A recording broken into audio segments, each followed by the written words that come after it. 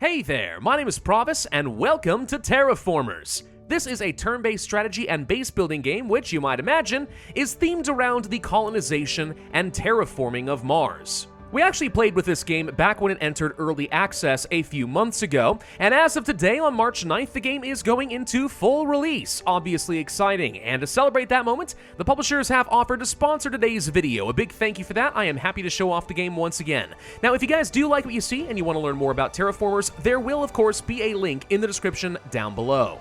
Let's go ahead and jump into play mode. Now, there are many different scenarios in this game and many different objectives with which you can win. The Red Planet Awaits is your basic game, and your goal is basically just to generate as much score as you can. Once you reach a certain threshold, you're just gonna win. There's also the Red Path, Green Path, and Blue Path, which are about exploiting resources or terraforming the planet in some way. Per Aspera ad Astra, Planet of Knowledge, Expansionist, and even a new weekly challenge mode, which was introduced in the 1.0 version of the game. We're going to play with the Red Planet Awaits just because I think a basic game is not a half-bad plan. Now, as you play and beat more and more maps, you're going to start gaining some mastery levels. These mastery levels are kind of like a progression system in the game, and every level you get unlocks new leaders, new building types, etc. In fact, in some ways, this game's almost like a roguelike in that you start unlocking more and more powerful tools with which to take on higher difficulty levels.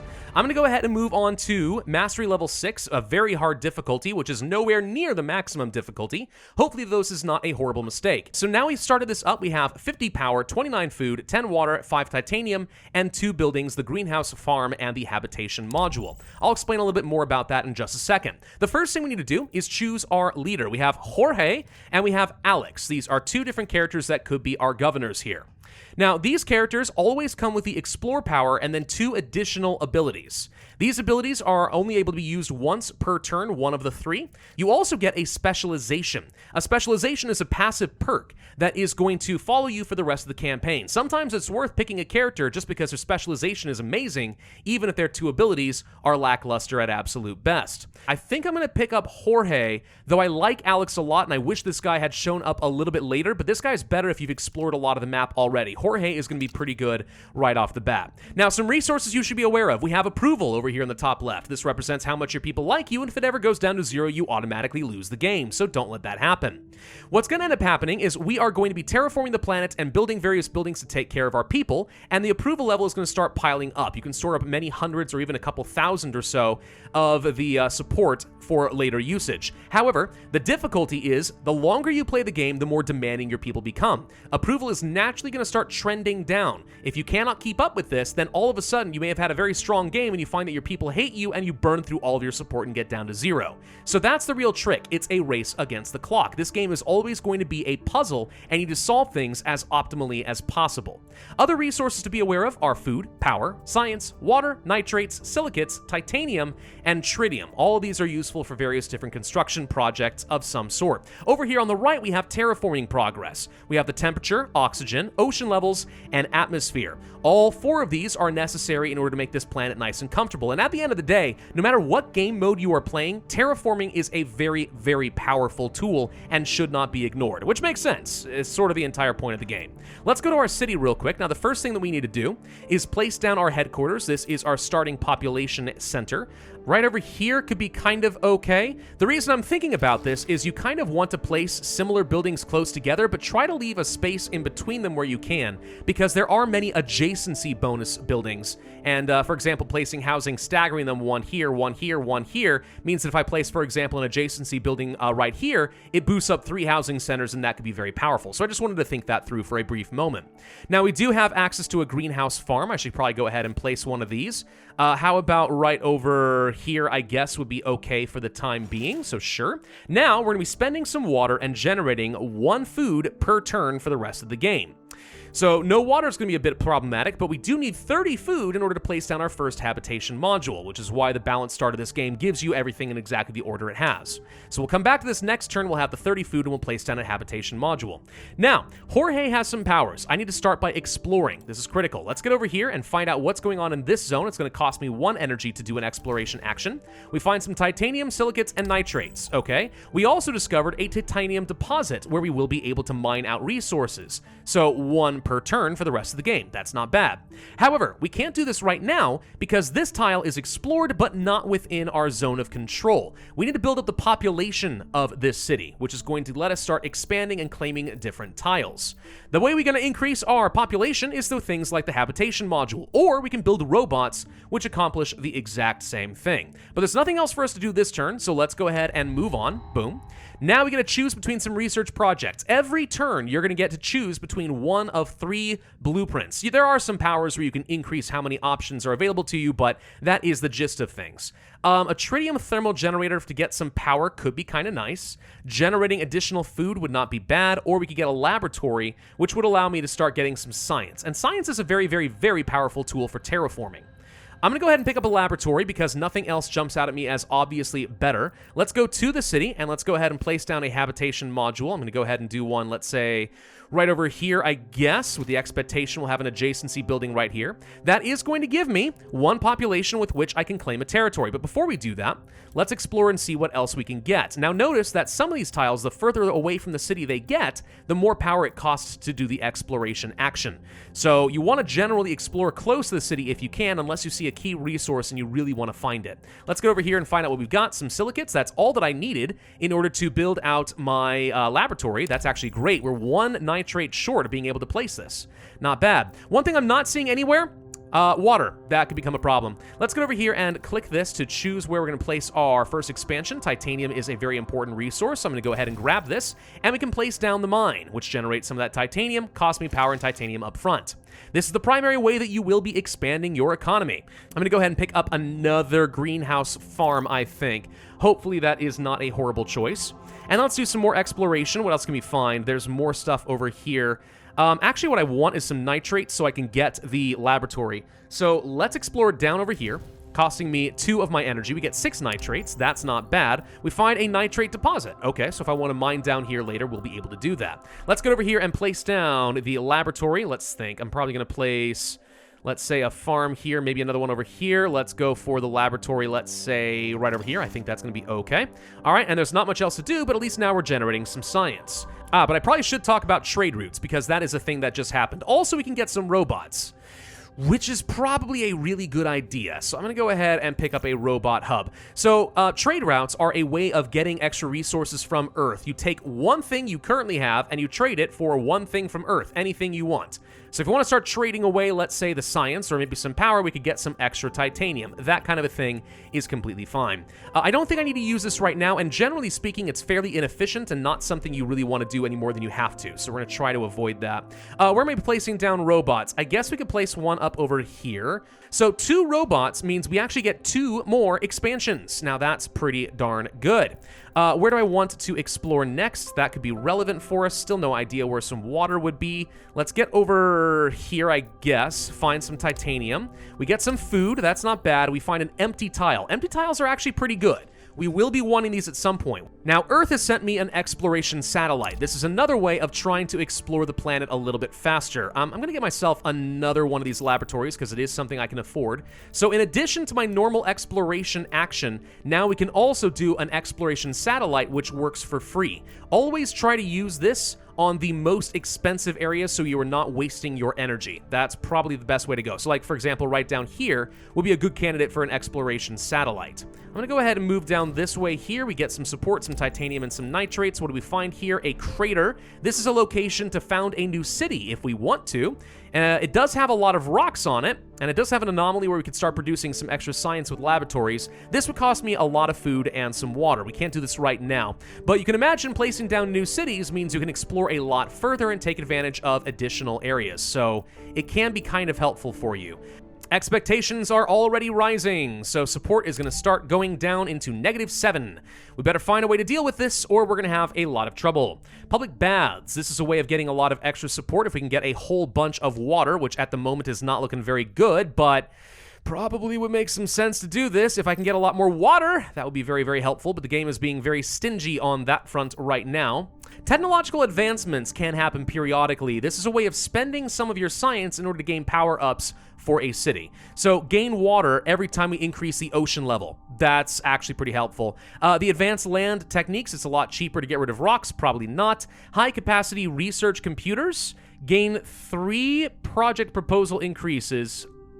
For every 3 permanent project proposal increases we increase even more. I don't have any of that. I'm going to go ahead and pick up the nanotube water filters. This isn't useful to me immediately, but it could become useful later. A landing pad would be a method of getting some extra trade routes, and it's not a bad plan, to be honest, so I'll go ahead and pick that up. There is a maximum number of cards that you can hold on to, so don't hold on to these all willy-nilly for no reason. At some point, we do need to be getting rid of some of these at the very least.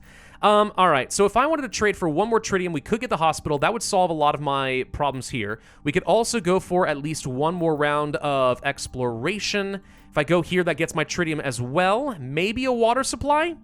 Let's try for it. So we get some water. Okay, we found the tritium I'm looking for. But unfortunately, we did not find a water mine. However, there's a lot more water up this direction. So if I want to use, let's say, my exploration satellite, we can try to discover somewhere we can settle down. Now, that said, you do have to fully explore the area around a potential city before you can found it. So if I wanted to settle in the lava tube, we have to explore over here as well. So do I want to settle in the lava tube? It's not actually a terrible plan, just because it could potentially be pretty close to some water and stuff that I need. Oh boy. If I choose to found a lava tube over here, it's not a great location, but at least we'll be able to get to a really good titanium deposit plus some tritium, and maybe water's not going to be that far away. It's a bit risky, but I am going to try founding this probably in a turn or 2. Let's stop buying the water for a second. I'm going to sell off some extra titanium in exchange for food so that next turn I can go ahead and do that founding. And I want to do this so I can take advantage of Jorge's ability to clear out rocks for free. So that's going to be fine. Let's go ahead and do this. Oh, okay, never mind. It's election year, which means we just lost Jorge, and now our timing is terrible. Great, okay, bye. What do we want to get next then? Misha. She is able to propose life forms. This could become very powerful for us, not to mention constructing bacteria spreaders costs less science. Oh, holy crud, this person could be amazing. We need to go for her. Or there's Gustav, which gets us some free power, and then the more projects are proposed, we get some science and so on. No, we're going to go ahead and pick up Misha. This specialization alone is amazing. You'll understand a bit more about why in just a bit. So let's go over here and found this city. There's only a couple of places that we can place it. Up over here, maybe over here. This could be okay. Sure, we're going to go ahead and place you here. Now, there's not a lot I can do in this area. If I want to place anything, we have to clear out some rocks, which cost power. But we're going to go ahead and do that. Boop, boop, and let's place down the robots. And I'll do it right over here, I guess. That's going to be fine. So now we're going to be able to expand this city pretty much immediately. Question is, where do we go? The answer is probably we pick up the titanium at the very least and build out a big honkin' pit mine. So my titanium generation is now absolutely phenomenal. We also want to explore up over here and just see if there's any water deposit. There is a large aquifer deposit. Okay, so we're definitely expanding out this direction to pick up things like the tritium. And I'll go ahead and start mining this out as well. So we're low on a lot of resources, but now we're starting to generate some resources. Finally, that's looking pretty good. Well, I'll tell you what, let's go ahead and at least import some life forms. What do I get? We can get a bacteria that can live in -2 temperature, and it'll start providing atmosphere and oxygen. Or we could go for a lot of extra atmosphere, but you have to have much higher temperatures. This is going to be the obvious choice. This gets me the bacteria spreader, which is a very, very, very powerful tool. This is going to allow us to start terraforming the planet a little bit faster. I definitely want to do that. Moving on to the next turn, we can get dark bacteria. Hello. This is going to start increasing the climate zone's temperature by 1. Which is not bad, or we could have the tundra forest. Well, I don't have a need for plant spreaders yet, so I guess we pick up the dark bacteria as an option. A large asteroid has been detected that we will be able to mine. I can either have a project to mine the large asteroid and get 25 tritium, which will probably take care of me for the rest of the game, or we can just let it go by and get 5 support. I'm going to go ahead and take the mission over here. So over on the left, you're going to see that we have some special space missions that we can accomplish. If we divert resources over here, once we meet these thresholds, it automatically gets completed. So this is a thing that we could do. This would take one of my trade routes. I actually can't do this now that I think about it. I should have let it go. Because I don't have 2 trade routes, I'm not going to be able to divert both power and tritium over here. Titanium. We're not going to be able to get this. Right, should not have done that. Oh well, oops. Let's place this. That gets me some support and some more population. With that done, we can claim another territory. I'm going to go ahead and pick up this empty one over here. And with this, I'm going to go ahead and place down the bacteria spreader. Now, this means we can now start planting bacteria on the planet and changing the climate as a result. So clicking over here, I've got 2 different ones available. We can seed down the dark bacteria, which increases the temperature of this area. So you can go from -1 to +1. Or we could start generating some atmosphere and oxygen per turn, and that affects the entire planet over time. I think the dark bacteria is not a bad idea.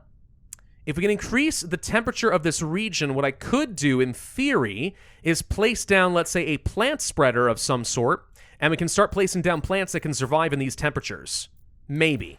I'm going to go ahead and try the dark bacteria. Hopefully this ends up being okay. And let's import some additional life forms. The alpine pine forest. We need more temperature and rainfall. That's not going to work. The arctic hares. That's not going to really work that well either. But at least it doesn't need any temperature requirements. So, I guess I could get the alpine forests, but I can't do anything with this for at least a while. This may have been the wrong call. New leaders are available. Okay, what are we going to get here? We can go for the global warming guy. Actually, if we pick this person up, we can force the temperature and the atmosphere to go up by a lot. That's not bad. There's also Nelia over here for diplomacy. Get more support and stuff. Embassies, blah, blah, blah. Trade routes. If you have a lot of trade routes, this does well. But yeah, cheaper mines and CO2 imports is really, really strong and hard to say no to. So I'm going to pick this guy up, and what we're going to be doing now is every single turn, I'm not going to even do any exploration, though we could actually collect more resources if we do this. He's actually really, really good. But no, we're just going to start importing stuff. I want temperature, I want atmosphere. As this gets up toward 30, we start getting to higher levels. I need that very badly. Let's go ahead and place down another one of these bacteria spreaders. I'm going to go ahead and overwrite this silicates deposit, which may sound kind of crazy, but I think it's the right call because I don't need silicates that badly, but I do love the idea of being able to spread more bacteria. So let's try spreading some of this one over here and start getting some passive atmosphere and so on, and oxygen. Place this over here, and given some time, this is now going up. So we might be able to get up to level 1 for oxygen, atmosphere, and so on. Plus, you factor in these CO2 imports, atmosphere should be able to go up pretty heavily. Let's also go harvest these black sands for 2 power. And then I can place down another landing pad, which gets me even more of the trade. And then over here, we can spread the black sand, which gets me 10 more atmosphere and 10 heat. So this kind of speeds things up rather significantly. And I didn't even have to use a nuke in order to reveal all of that. Nice. Here's something. Import oceans from Enceladus. Okay, cost some tritium, but would get me a lot of progress toward ocean. And I'll be honest, ocean levels is one of the hardest things that you can be boosting up. This, in my opinion, absolutely going to be worth it. So we're going to stop with the exporting of resources to get power and just start sending a bunch of my tritium over here and try to get this ocean up. I still need to find like 10 more somewhere. And what I could do is actually go to this aquifer and just spend power to just boost it out. That's an option for us. But do I want to do that? I don't know. Maybe we could. Let's explore this area, get me a lot more water. Like right here, for example. Yeah, if I controlled this area, we could get 10 more ocean, plus the 20 I'll get from this. That would be 1 level, and the entire planet would increase its rainfall level by 1. That means we'd be able to start getting a lot of different plant types and even some animal life. Okay, demands go up to level 3. We're losing a lot of support now. That's unfortunate. Another thing, import tritium from Mercury. Gain 2 tritium per turn. So just a passive way of getting more resources. Not a bad trade, if I'm honest. Waste incinerator and the public baths again, probably not. I guess we'll pick this one up. Once I'm done with this one, this actually could be kind of valuable. Just lots of free tritium means that's basically like 2 extra mines. That's not bad. By the way, with Henry, let's go ahead and import some more CO2. Boom, we've now reached level 1 for our temperature. It goes up by 1 in all zones, and we get a nice little boost of 100 more support.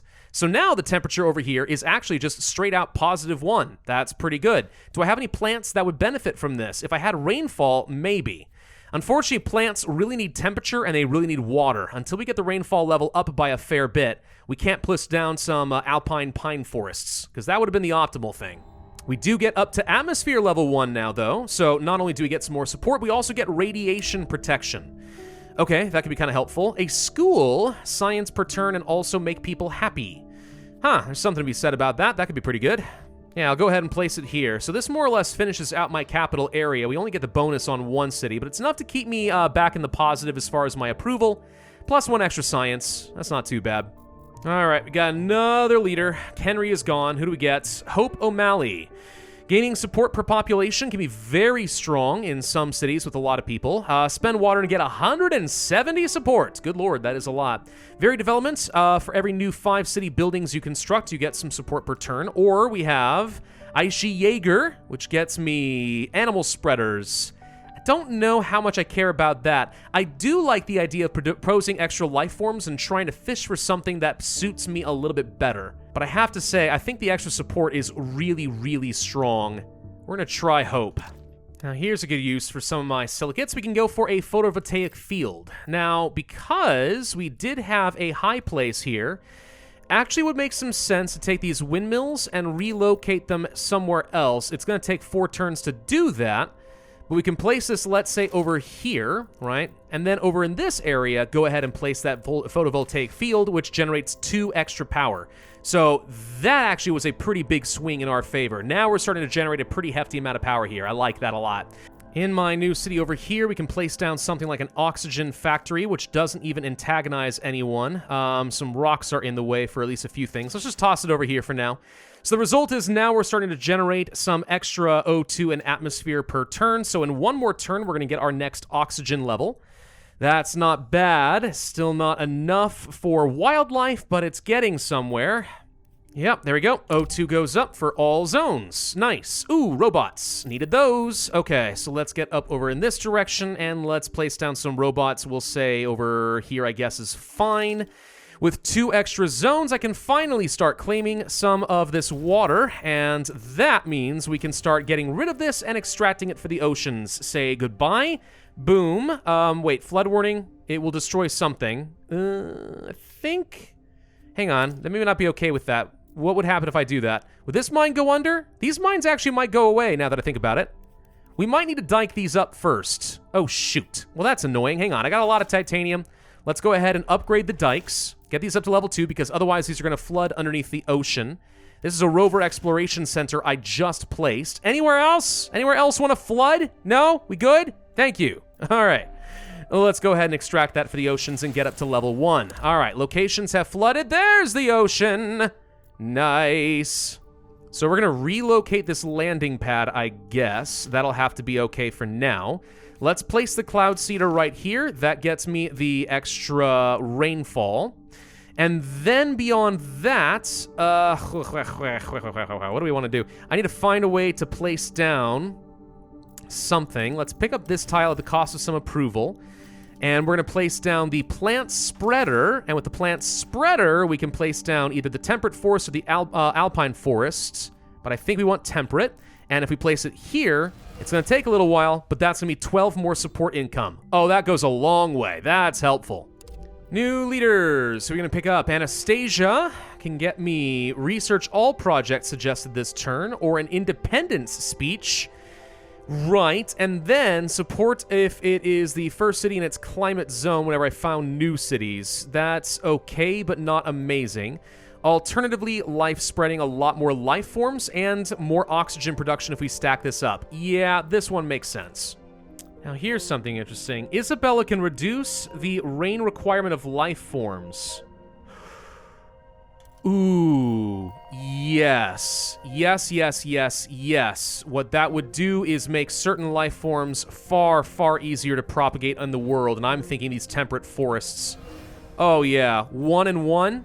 We should be able to start placing down trees all over the place soon.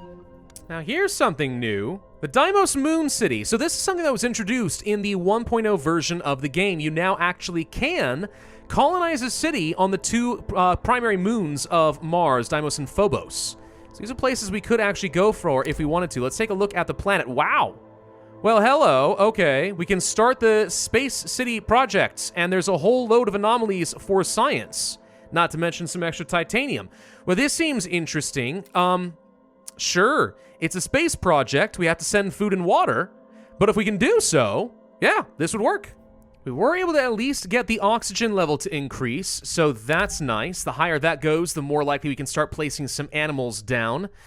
Orbital solar panels, development center, more cloud seeding. I mean, you know, there's something to be said about getting even more of the rain. I think I'm going to pick this one up. We don't have a lot of extra territory to work with, though. The increasing water levels have actually kind of messed some of things up. There's not actually a lot of room for me to place things down, unless I actually were to get some sort of docks, I think, for the ocean.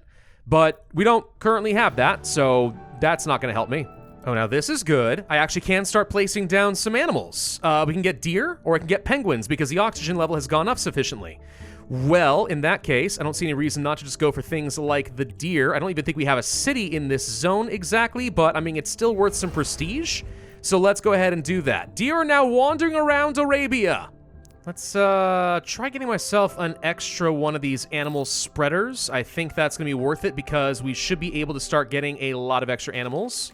Gonna place down a modular apartment, let's say over there. Let's go ahead and get this spread to, how about here? Let's get some more animals. Remember, animals are worth a lot of prestige, and that's how we win the game right now. So if I can get a lot of these placed all over the world, that just kind of helps ramp up my prestige so I win the game faster. Atmosphere level increases once again. That's even more radiation protection for us. Also a lot more support. We're starting to finally get somewhere here. Oh, wow, lose support and gain a lot of food. Yeah, pass on that one. Thank you, though. And we can also actually get ourselves another heat level right now. Boom, okay, so that goes up even further. Dry ice sublimates, okay, which is boosting up my atmosphere and my heat by even more, which is nice. So it's still a ways off from getting to level 3 temperature or anything else, but at least we're at level 2 with respect to literally everything. That should be opening up a lot more options for our animals and our plants. We should, in fact, have, like, level 2 heat just about everywhere. Rainfall's looking good. Oxygen's looking good in most places. Yeah, we should be able to start placing down a whole load of animals and stuff. And it's kind of important we speed this up because, as you can see, my support is starting to drop very, very rapidly due to expectations, and we are not keeping up with that. I've only got a few more turns before this is going to go away completely. So we need to pick up the pace here, for sure. So how do we win at this point as we terraform the planet? Honestly, we just need to start pushing into some of these other climate zones so I can start spreading more and more stuff here. More bacteria, more plants, more everything. The more we expand, the further we expand to the other side of the planet, the more prestige we can start farming out. So for example, let's go ahead and start placing some elephants over here. It's going to remove the deer, but that's fine because we get even more prestige and approval for simply having it. 450 support for placing that down. Holy crud. We're actually really close to winning at this point. Very, very close. There's not a whole lot more that I need to do. One more round of animals actually might be all that I need. Some more elephants can be placed here in Arabia. Fine, let's go ahead and do that. It only takes one turn, and come on, we're this close. I can practically taste it. In fact, I'm pretty sure we just reached it because I got the temperature level up to level 3. That should be it. Yes, mission success. We have successfully terraformed Mars, at least enough that we were able to win this scenario. And actually, by the end of this, I was able to get my approval in pretty good condition. This is where I'm saying that terraforming is so gosh dang powerful for this game. No matter what approach you're going for, no matter what path you want to do, simply by virtue of increasing temperature and starting to spread out the animals, the plants, the water, etc., we were able to start farming out tons and tons of approval by the end of the game. So fortunately, that worked out phenomenally well. Let's go ahead and end things, and let's see what our score is going to end up being. We've leveled up, and I actually just discovered things like the docks, the water barrage, and the beach resorts. Well, that would have been helpful before I flooded a city. Also, we get plankton, kelp forest, and Atlantic herring. I didn't even know that aquatic animals existed in this, but okay. That's kind of nice. Huh, all right. Well, Mastery Level 10 is available for me. We won within 68 turns. Took me overall about an hour and a half to win that one, but I am glad that we were able to pull that off. So yeah, guys, that is Terraformers in a nutshell. It's a pretty fun challenge, always a cool puzzle, and of course remember that there are going to be weekly challenges introduced in this 1.0 version of the game, so you can always come back and have a new puzzle to solve and terraform the Angry Red Planet into something lush and beautiful. Thank you all very much for watching, and once again, thank you to the developers for sponsoring today's video. If you guys like what you saw and you want to learn more about Terraformers, there is going to be a link in the description down below. My name is Pravus, thanks for watching, and I'll see you guys next time.